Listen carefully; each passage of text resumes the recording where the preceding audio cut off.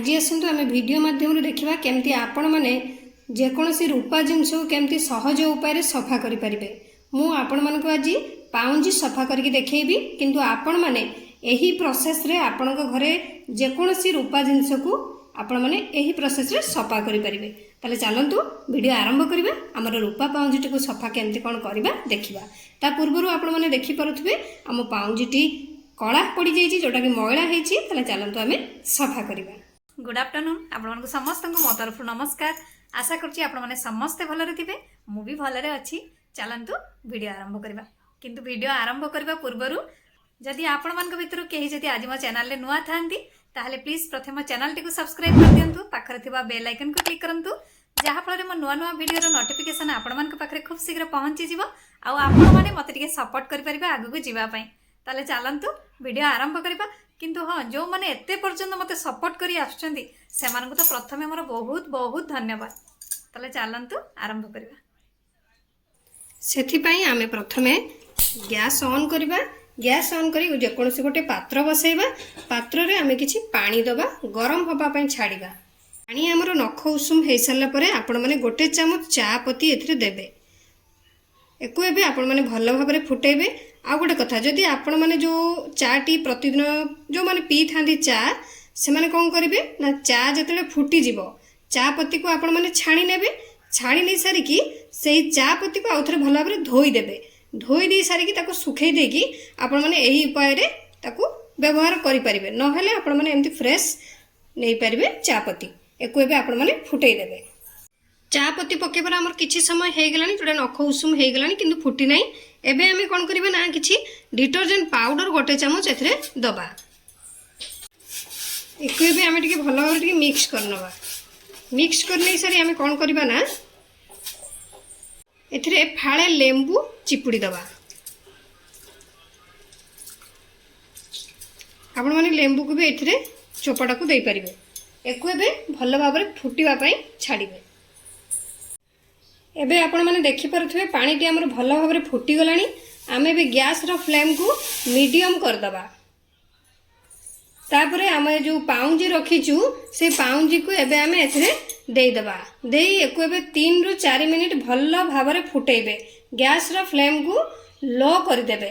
आ गोटे कथा आपण मन को मु जणैली सेम प्रोसेस रे आपण को घरे जे कोनोसी रूपा जिनिस अछि आपण माने सफा करि परिबे।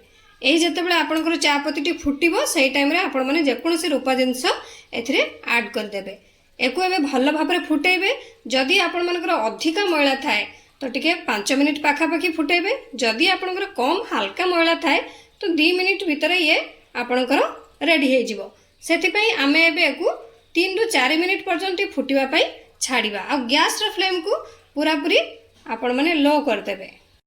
एबे हमर 3 रु 4 मिनिट हे गलानी भलो भाबरे फुटी गलानी। आपण माने देखि परथिबे आमे एबे कोन करबा ना गैस रो फ्लेम को पूरा पूरी बंद कर दबा।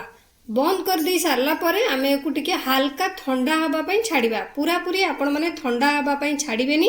हल्का जते बेले आपण कर ये ठंडा हे जिवो नख उषुम थिबो से अवस्था रे आपण माने एको सफा करिवे। एबे हमर ये नख उषुम हे गलानी। आपण माने देखि परथुबे जोटा कि पूरा ठंडा हैनी नख उषुम अछि।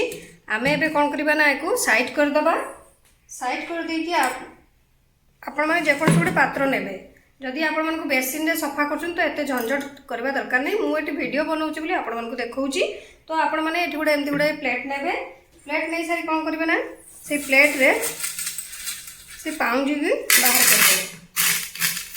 आपण माने देखि परथुबे बिना घसा घसरे हमर पाउंजी सफा हे जाईछि।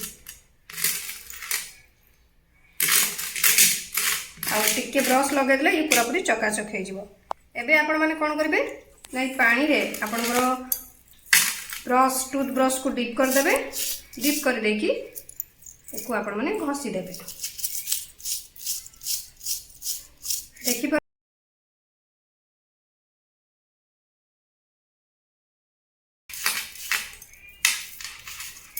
आपण माने भाबुथिबे जो मीना लागिछि जो ये किछि प्रॉब्लम होबे किछि भी प्रॉब्लम होबनी बाहरी बार नाही।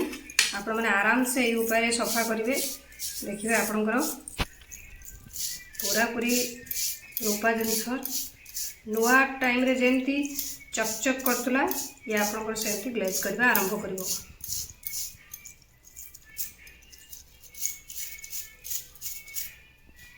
आपनकर जदि सिल्वर रो किछि कॉइन थाए बा आपनकर ठाकुरंक जिनस हो किंबा आपनकर चामुच फामुच ए सब किछि सिल्वर जिनस जहाँ भी किछि आपनकर घरे अछि सबु को आपण माने एही प्रोसेस रे सफा करि परिबे। आपण माने देखि परथबे हमर पाउंजी केते सुंदर सफा हो गला।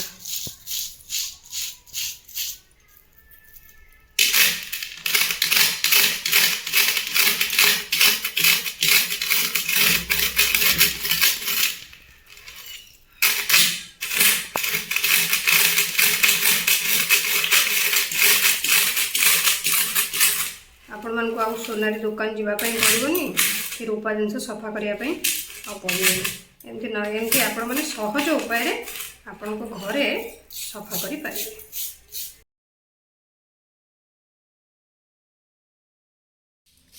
एबे हमर पाउंजी को घसीबा तो मोर सरी गलानी देखि परथिबे हमर पाउंजी पूरा पूरी सफा हे गलानी।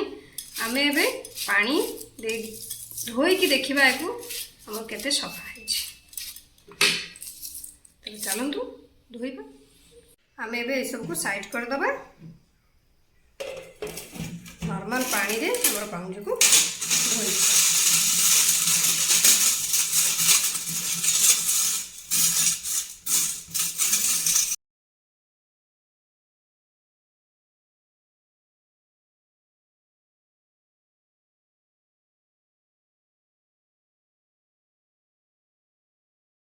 आपण माने देखि परथिबे हमर पाउंजीटी पूरा पूरी सफा हे गेछि। चलंतु एबे हमर पाउंजी को कॉटन कपड़ा रे पोछि दबा।